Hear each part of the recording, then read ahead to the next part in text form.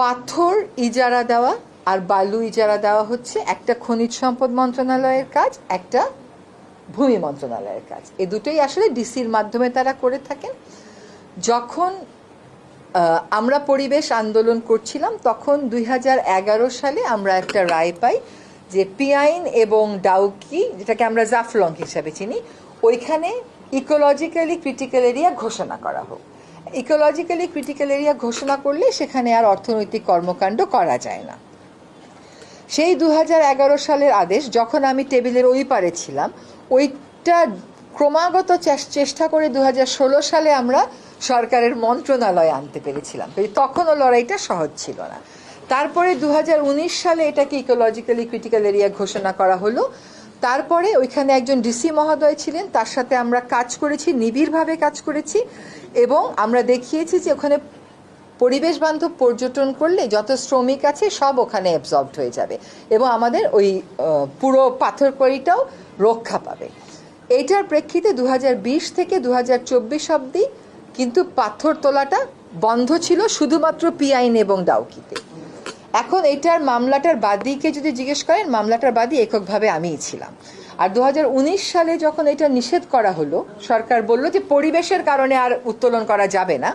তো পরিবেশ কথাটা কেন এসেছিল? কারণ ওই কাজটা পিছন থেকে সরকারের সাথে সামনে থেকে সবখানে আমি এঙ্গেজ হয়ে আমি এবং অন্যান্য পরিবেশবাদীরাও ছিল, আমরা এটা করেছিলাম। এখন যখন নতুন সরকার দায়িত্ব নিল তখন একটা যুক্তি তোলা হলো যে এগুলো থেকে তো পাথর চুরি হচ্ছেই, সুতরাং এটাকে আমরা লিজ দিই না কেন। তখন আমরা দুই উপদেষ্টা মিলে বললাম যে পাথর যদি চুরি হয় তাহলে যে চুরি করে তার বিরুদ্ধে ব্যবস্থা নিতে হবে। তার অর্থ তো এই না যে আবার সবগুলো আমরা লিজ দেওয়া শুরু করব। বিশেষ করে এগুলোর প্রতিবেশগত একটা সংবেদনশীলতা আছে এবং এগুলো খুবই সুন্দর দেখতে। এটা আমি সবসময় বলেছি যে আপনি যদি ভিয়েতনামে যান, ওখানে আমেরিকা থেকে ইউরোপ থেকে লোকে আসে ওদের এই নদী দেখতে। নিনবিন বলে একটা জায়গা আছে, সেখানে আপনারা ইউটিউব সার্চ দিলেই দেখবেন। আমরা আমাদের এই এলাকাটাকে পরবর্তী প্রজন্মের জন্য সংরক্ষণ করব। আমার একটা বিশেষ কষ্টের জায়গা কি জানেন? আমি আমার বাড়ি সিলেট হওয়ার কারণে আমি যে জাফলং দেখেছি, আপনারা তো সেই জাফলং দেখেনি নাই, হ্যাঁ, ওইটা আবার ফিরিয়ে আনা। তখন বাণিজ্য উপদেষ্টা মহোদয় একটা সভা করলেন। সেই সভাতে মন্ত্রণালয়গুলো থেকে যেরকম কথা তারা বলে যে না দিতেই হবে, সেগুলোর আমরা তাদেরকে বোঝাতে সক্ষম হলাম এবং মোট 17টি পাথর কোয়ারিকে আমরা ইজারা দেওয়া যাবে না এই সিদ্ধান্ত নিতে সক্ষম হলাম। এবং এই সিদ্ধান্ত গ্রহণ প্রক্রিয়া আমি নিজে এই বছরের এপ্রিল মাসে একটা পাওয়ার পয়েন্ট প্রেজেন্টেশন দিয়েছি এবং সেখানে আমি দেখেছি যে আজকে যারা শ্রমিকের জন্য দুঃখ করতেছে, কেমন করে তারা ডিনামাইট দিয়ে বালু তুলে তুলে শ্রমিককে মেরেছে।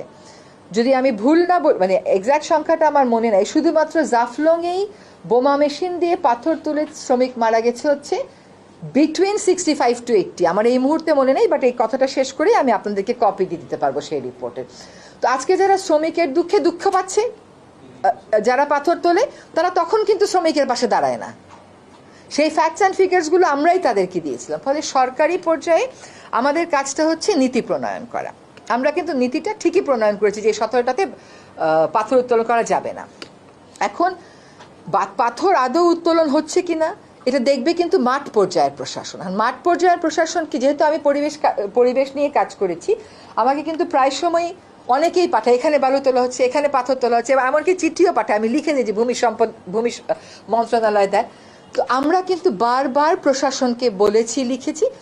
মুশকিল হলো আমি যখন দেখলাম যে প্রশাসন কার্যকর ভূমিকা নিতে পারছে না বা নিচ্ছে না, তাদেরকে সাহস দেওয়ার জন্য আমি এবং ফজল ভাই আমরা দুইজনেই ফিল্ডে গেলাম, আমি এবং খনিজ সম্পদ উপদেষ্টা। যখন আমরা ফেরত আসলাম তখন আমাদের গাড়ি ধরে যে অশ্লীল বিক্ষোভ প্রদর্শন করলো এবং পরবর্তীতে সেই বিক্ষোভের জের ধরে একটা রাজনৈতিক দল তার নেতাদেরকে বহিষ্কার এবং সাসপেন্ডও করলো, সেই সময় যদি প্রতিবাদটা খুব জোরালো হতো না, তাইলে কিন্তু আজকে পরিস্থিতি ভিন্ন হতো। যাই হোক, বেটার লেট দেন নেভার। আমি জনগণকে ধন্যবাদ জানাই যে তারা এই লুটেরা গোষ্ঠীর বিরুদ্ধে যে তীব্র প্রতিবাদটা করেছে, যার ফলে আজকে যে অবস্থাটা সৃষ্টি হয়েছে। আর ভবিষ্যতে পাথর লুটবার আগে দুইবার চিন্তা করবে, কারণ আমিও তো সবসময় এখানে থাকবো না। এখানে একটা কথা বলি, পাথর কতটুকুন তুললো, লুট হলো, নিয়ে গেল, এটা ভাই আমার মন্ত্রণালয়ের দেখার কথা না। কিন্তু যেহেতু আমি একজন পরিবেশ কর্মী প্লাস আমি সরকারে আছি, আমি বলবো না যেটা অন্য মন্ত্রণালয়, আমি আমি আমি দায়িত্ব নেব, কিন্তু পাথর লুট হয়ে যাওয়ার দায়টা আমাকে দিয়ে না, কারণ আমি ওই কাজটা করেছি। এবং এখন দেখা যাচ্ছে তারা মামলা করছে, কিন্তু সেখানে আদৌ যারা দোষী তারা কতটুকুন তালিকাভুক্ত সেটা আমাদেরকে দেখতে হবে। একটা কথা একটু বলতে হবে, সেটা হলো যখন আমরা ওইখানে 2 উপদেষ্টা গেলাম, আমরা আক্রান্ত হলাম, তারপরে আমরা চলে আসলাম, তারপরে কিন্তু 3 দিন ব্যাপী ব্যাপক অভিযান হলো, সব স্টোন ক্রাশার মেশিনে বিদ্যুৎ সংযোগ বিচ্ছিন্ন করে দেয়া হলো। কিন্তু তার 4-5 দিন পরেই সকল রাজনৈতিক দল এক হয়ে কি করলো, একদম রীতিমতন প্রেশার ক্রিয়েট করা হলো এবং তারা ওইখানে ঘোষণা দিলেন যে তারা পাথর তুলতে দিতে হবে। এবং পরিবহন মালিকেরা তারাও বললেন তারা ধর্মঘট করবেন। এই ধর্মঘট কিন্তু তাদের নতুন না, যখন 2020 সালে পাথর তোলা বন্ধ করে দেয়া হলো সে সময় করোনার মধ্যে তারা 2বার পরিবহন ধর্মঘট করেছেন। তারা যদি সত্যিকার অর্থে জনস্বার্থে জনগণের জন্য বিন্দু মাত্র মায়া থাকতো, তাহলে করোনার সময় ওই রকম ক্রাইসিস মোমেন্টে কেউ নিজের ব্যবসায়িক স্বার্থের জন্য ধর্মঘট ডাকতে পারে? কিন্তু সেই সময় আমরাও সোচ্চার ছিলাম, প্রশাসনও আমাদের সাথে, প্রশাসনকে আনতে পেরেছিলাম। এইবার হলো কি, সর্বদলীয় যে ঐক্যের কথাটা আমি বলেছিলাম, সেই সর্বদলীয় ঐক্যের কারণে প্রশাসন নিশ্চয়ই যোগসাজস্য ছিল, তার তো এখন তারা বের করতে পারে কেমন করে যে পাথরগুলো কোথায়।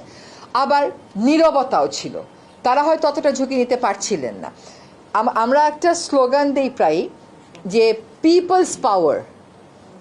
তো আজকে পিপলস পাওয়ার হ্যাজ শোন যে লুটেরা চক্রের বিরুদ্ধে যখন মানুষ দাঁড়িয়ে যায়, তখন যতই রাজনৈতিক শক্তি ওটাকে সাপোর্ট করুক না কেন, মানুষের শক্তিটাই আসলে জয়ী হয়ে আসবে।